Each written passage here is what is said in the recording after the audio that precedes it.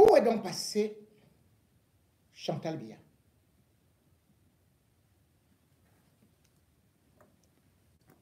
Chantal Biya, l'annonçais-je, a quitté Yaoundé pour Paris. On a d'abord cru que c'était des problèmes de santé et qu'elle devait faire quelques examens cliniques au niveau de l'hôpital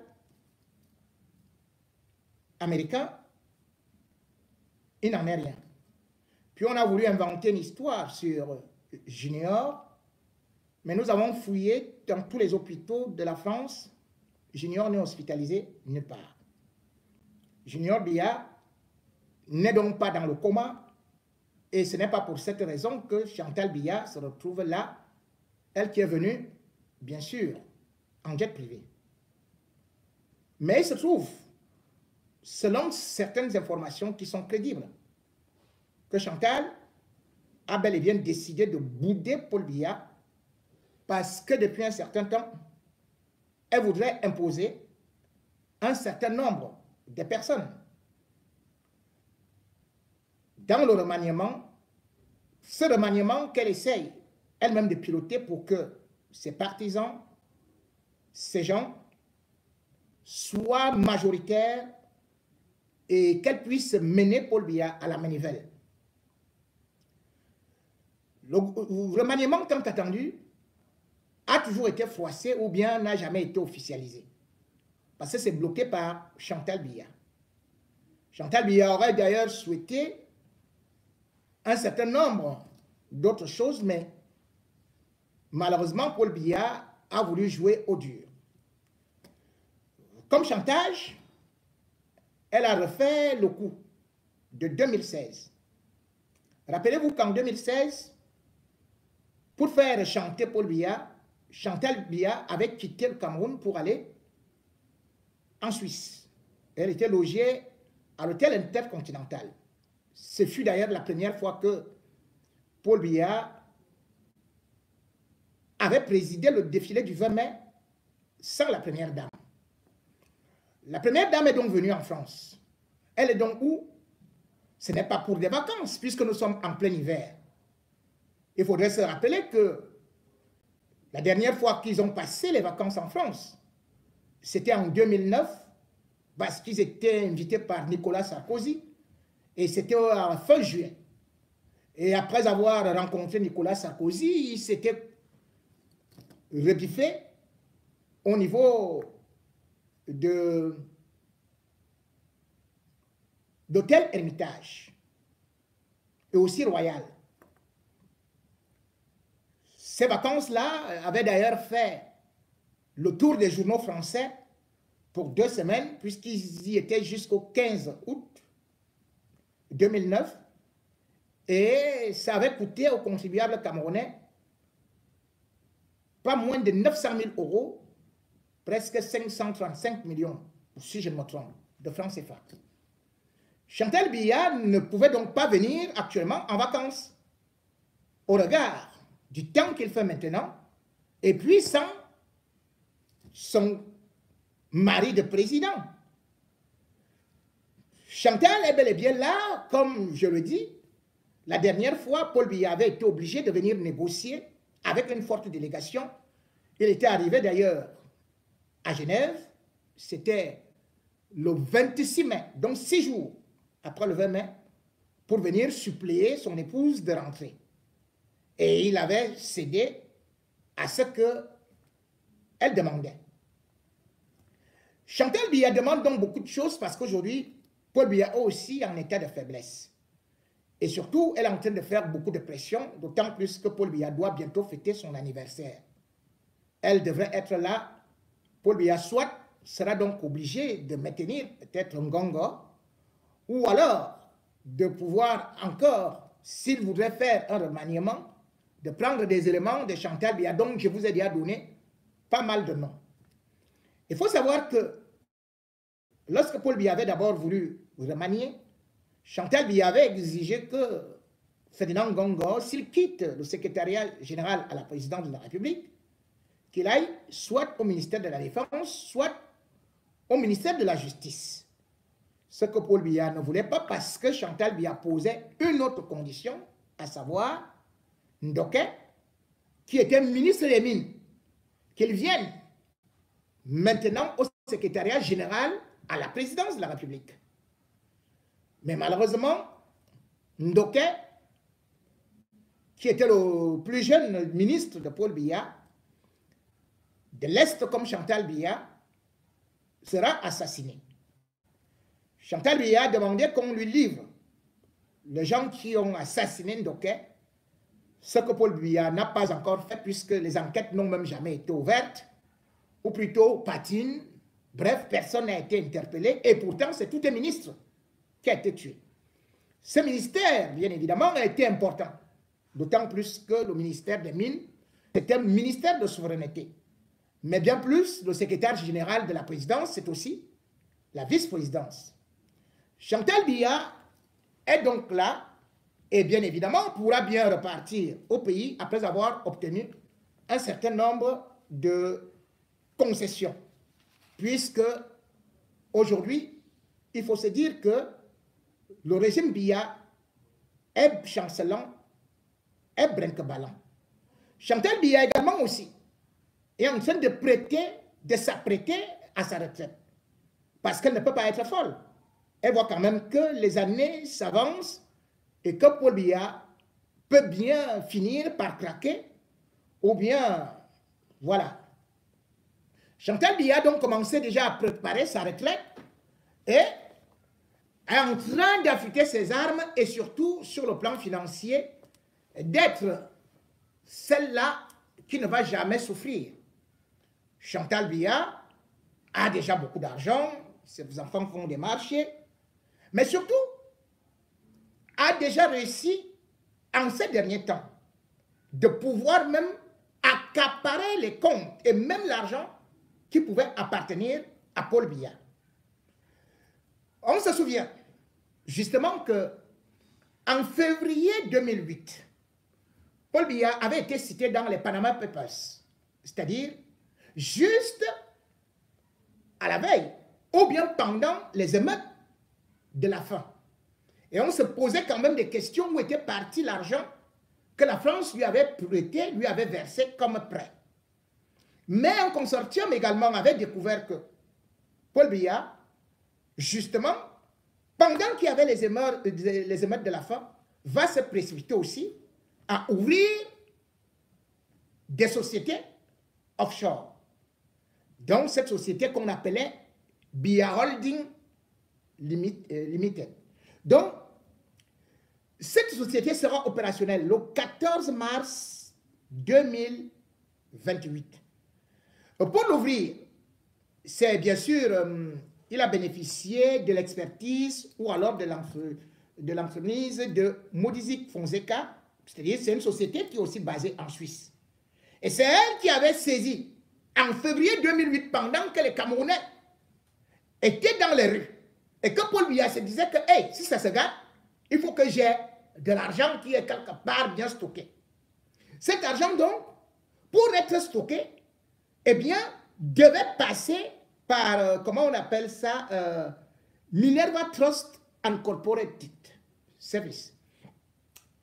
C'est ainsi que les comptes ont été ouverts au nom d'abord de cette holding, Biya, avec bien évidemment deux actionnaires, Paul Biya, Chantal Biya, parce que Paul Biya voulait mettre aussi Franck Biya, Chantal avait barré.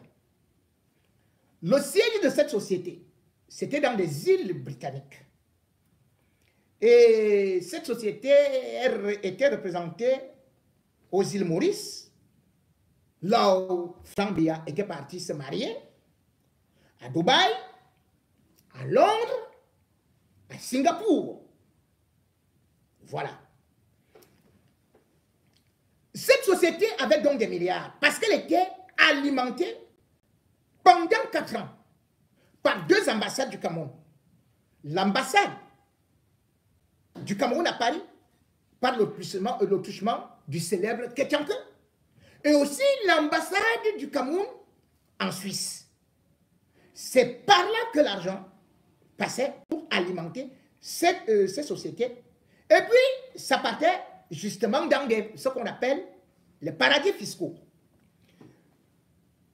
Ça va exister jusqu'en 2012. Et plus exactement, la société est désactivée le 15 octobre 2012. Et en même temps, pendant qu'elle est désactivée, on va créer 3 autres sociétés écrans. Et dans les sociétés écrans qui sont créées, cette fois-ci, c'est Chantal Biya qui devient actionnaire majoritaire.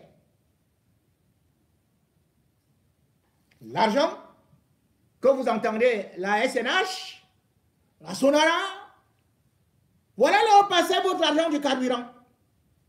C'est pour ça qu'on ne va jamais vous parler de Glencore. Quand on dit que l'argent était versé en espèces et qu'on partait le chercher au Nigeria, ou bien que ça venait par des valises diplomatiques, pourquoi l'État du Cameroun n'a jamais ouvert une enquête? Parce que c'est Chantal qui était là-dedans. Et bien évidemment, avec la femme de Moutiki, Nathalie. Elles ont donc alimenté beaucoup avec l'argent du pétrole. Vous ne savez pas là où passe votre argent du carburant. Eh bien, il est donc passé par des paradis fiscaux où Chantal Biya est multimilliardaire. Et d'ailleurs, vous pouvez constater que, par exemple, un type comme Paul Biya n'a jamais déclaré ses biens, comme l'exige ne serait-ce que les articles 65 et 66 de la Constitution. Depuis un certain temps, il faut le dire, ces sociétés sont portées disparues. Ces sociétés sont portées disparues. Où est parti de l'argent? Qui a pris de l'argent? Au moment où Paul Biya a dépassé 90 ans, vous pouvez donc avoir déjà une alerte de ce qui est en train de se passer dans son propre camp. L'histoire de Chantal Biya, bien évidemment, montre justement la même mainmise qu'avait une autre, qu'on appelait Grace Mugabe ou Disgrace Mugabe. On l'appelait aussi Gucci Mugabe.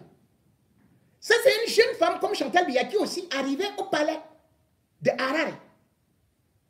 Ça, en 1996, elle se marie avec Robert Mugabe, qui avait déjà une première femme, qui curieusement avait attrapé le cancer, en est d'ailleurs morte, comme curieusement aussi la femme de Paul Biya, la première, en est morte. Elle a embauché, elle avait été embauchée comme secrétaire.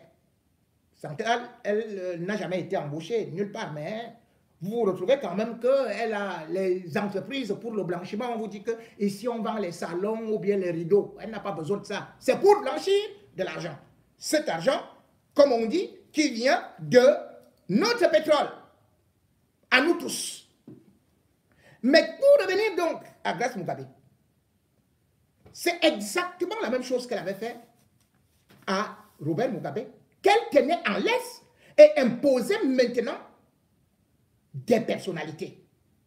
Vous vous rendez compte, par exemple, qu'en 2017, c'est elle qui était déjà devant la scène.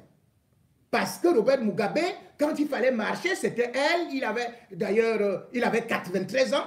Et à l'élection de 2018, c'est-à-dire qu'au même moment que Paul Biya devait aussi se représenter, Robert Mugabe, lui aussi devait se représenter.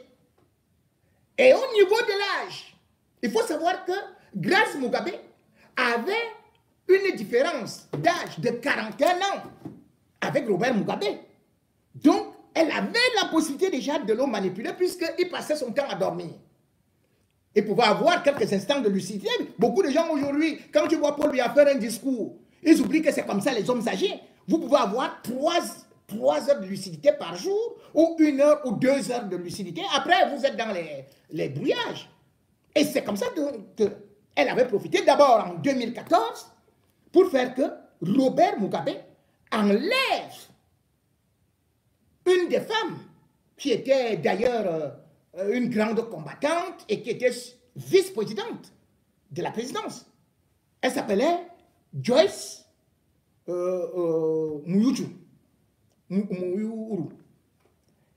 Elle elle va exiger sa tête en disant qu'elle prépare le coup d'État.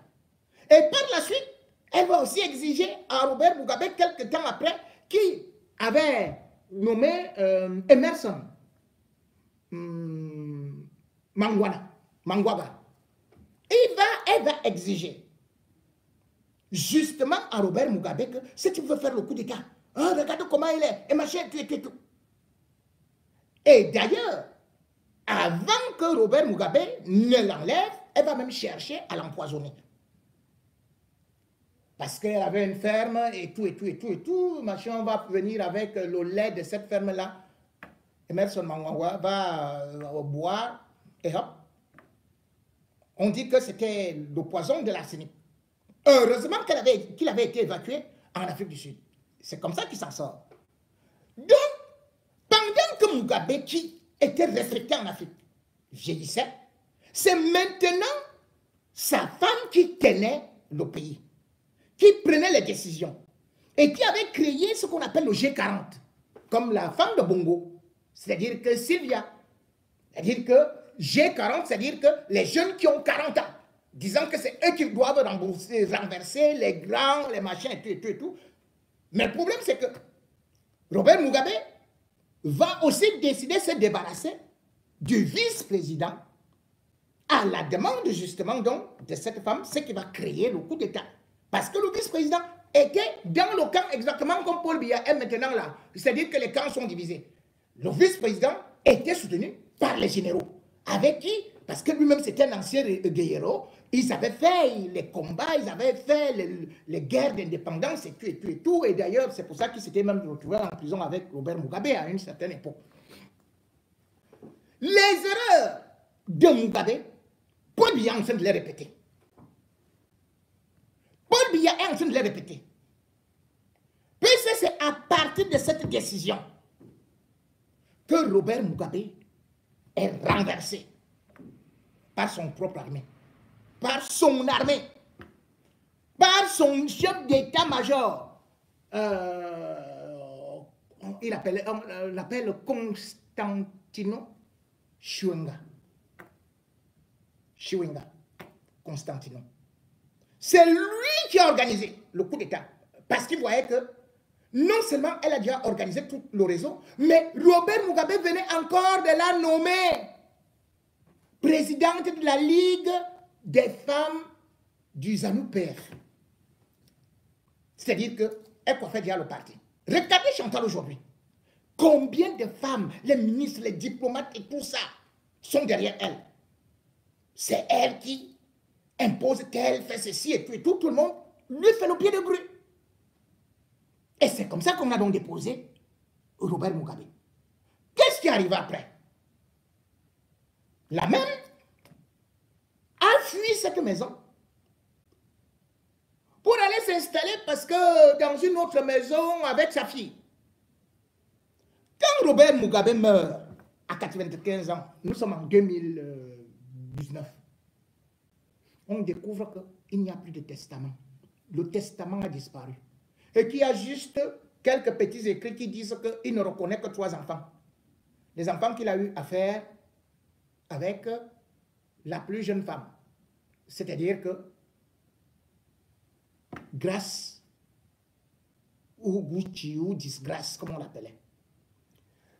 Avant sa mort, un câble de Wikileaks datant de 2010 disait que Robert Mugabe avait plusieurs maisons à l'étranger et plus d'1 milliard dans les banques.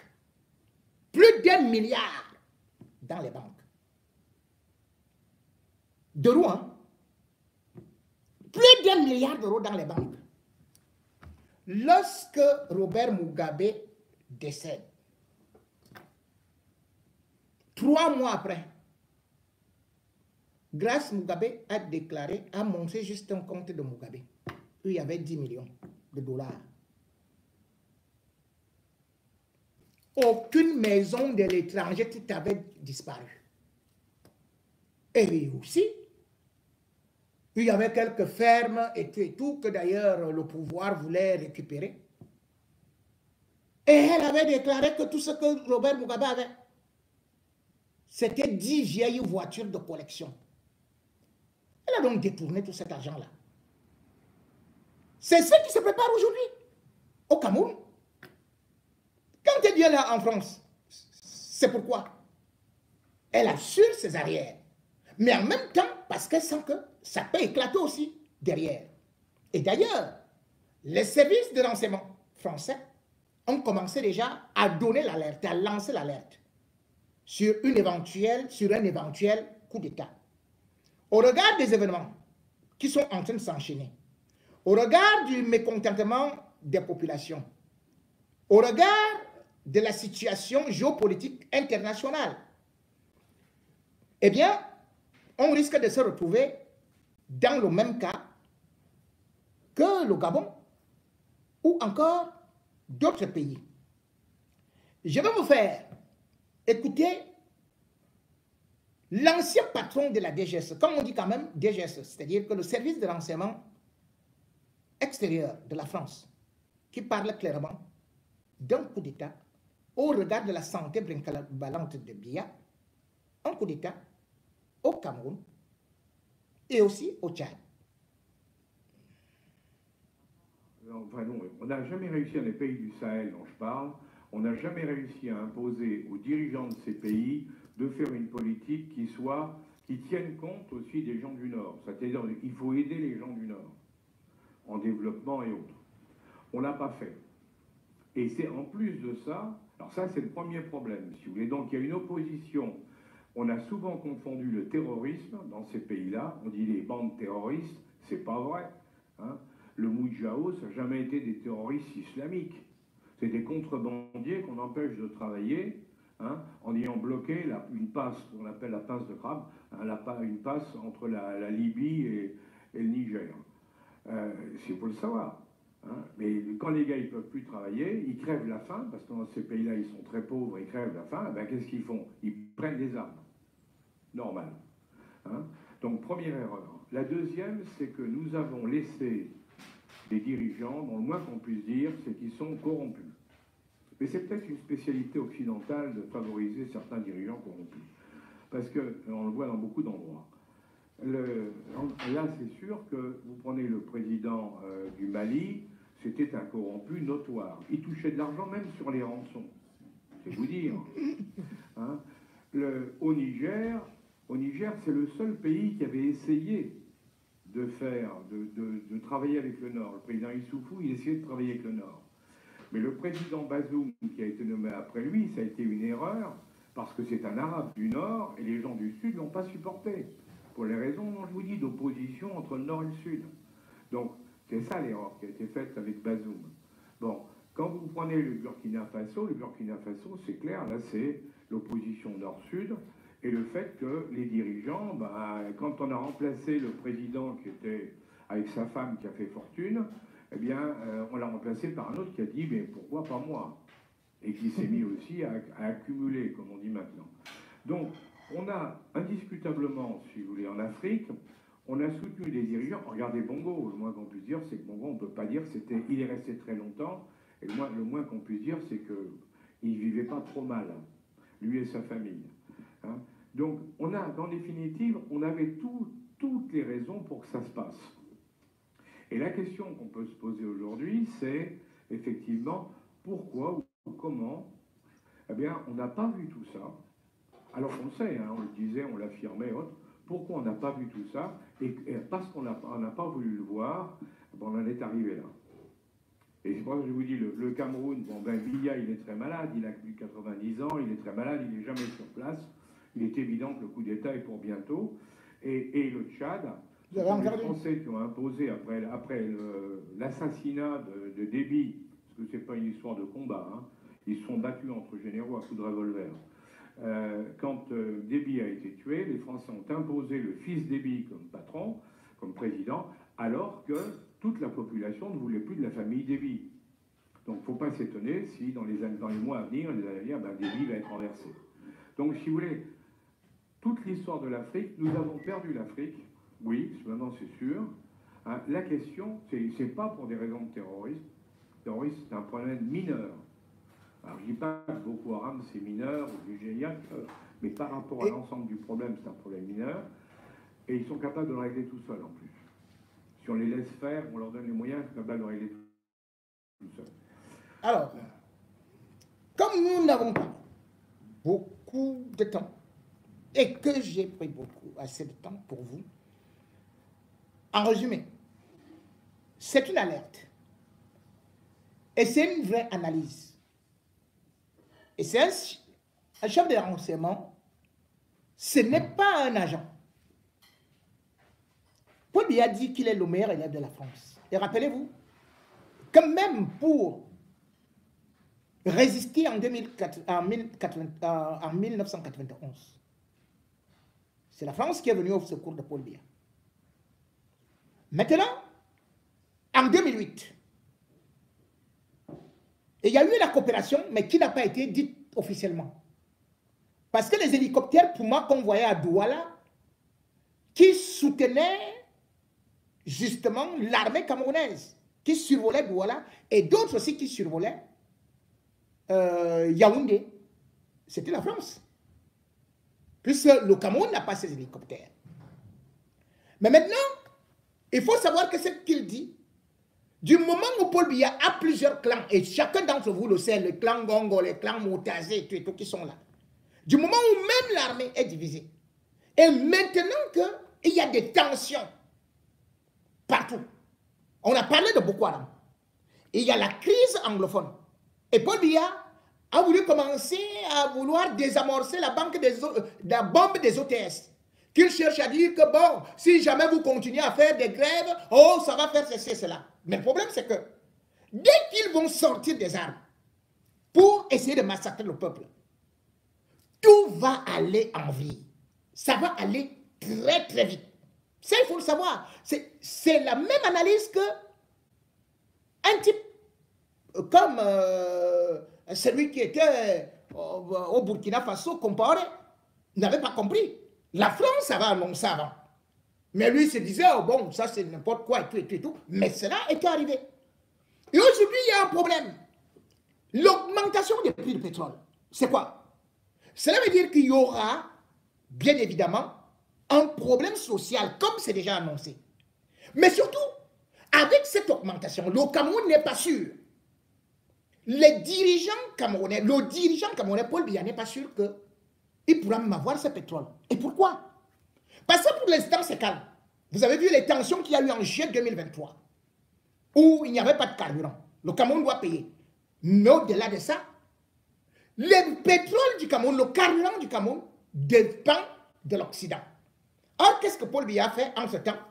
Paul Biya, tout comme Déby, qui disait qu'ils sont les alliés de la France, ils sont partis voir de l'autre côté le dirigeant russe, Vladimir Poutine. Le problème ici, c'est que, en pleine crise, dans le Moyen-Orient actuellement, il faut savoir que même le carburant sera difficile. Pourquoi? Tout simplement parce que les pays occidentaux vont d'abord se mettre en priorité. Parce qu'il faut savoir qu'actuellement, le Yémen s'attaque à tout ce qu'on peut appeler les grands bateaux qui portent le carburant. Ça, c'est en soutien à la Palestine, pour contraindre, bien évidemment, Israël à ne plus attaquer la Palestine. Mais en ce temps, si jamais le carburant n'arrive pas au Cameroun, comment est-ce qu'on va faire? Il y aura un véritable problème à ce niveau-là. Parce que nous ne sommes pas, nous sommes dépendants de l'Europe. Biya n'achète pas son carburant au Nigeria qui est à côté. C'est vrai que le Nigeria lui-même, avec 200 millions d'habitants, va d'abord chercher à faire tourner ses industries. Comment nous on va faire? Il risque donc d'avoir un vrai problème parce que pour l'instant, les Américains ont élection. Et les Américains ne veulent pas perdre sous aucun prétexte le golfe de Guinée. Le golfe de Guinée, c'est une priorité des priorités. Et si on devient trop pro-russe en Afrique centrale, c'est les Américains qui risquent même de vous dégager. Le Cameroun aujourd'hui n'a pas de liquidité. Le Cameroun aujourd'hui, même son armée va se sentir peut-être à une certaine période que ça ne coule plus dans les flots, dans les robinets. Alors qu'est-ce qui risque d'arriver? Avec un président qui est déjà vieillissant, qui dort, et qui ne peut plus résoudre des problèmes. Voilà pourquoi est-ce que Chantal elle-même commence à faire ceci. Et d'ailleurs, on n'a qu'à regarder comment est-ce que Paul Biya s'est comporté avec Ngongo. Ngongo devait partir.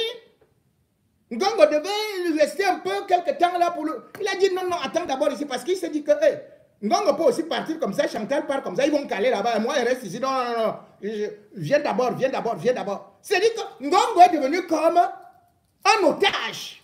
Paul Biya tient Ngongo. Il dit à Chantal, tu viens ici ou bien tu ne viens pas.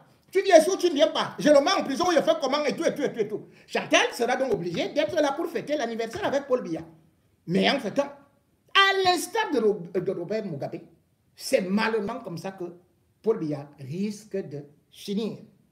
Robert Mugabe était convaincu qu'il va mourir au pouvoir à l'âge de 100 ans, qu'il va abandonner le pouvoir à 100 ans, puisque lui se disait même immortel. Eh bien, non seulement il est parti du pouvoir, la queue entre les jambes, en 1993, mais par la suite, il n'a pas tenu plus de 2 ans. En 1995, il est mort. Nul n'est immortel et aucun pouvoir n'est éternel.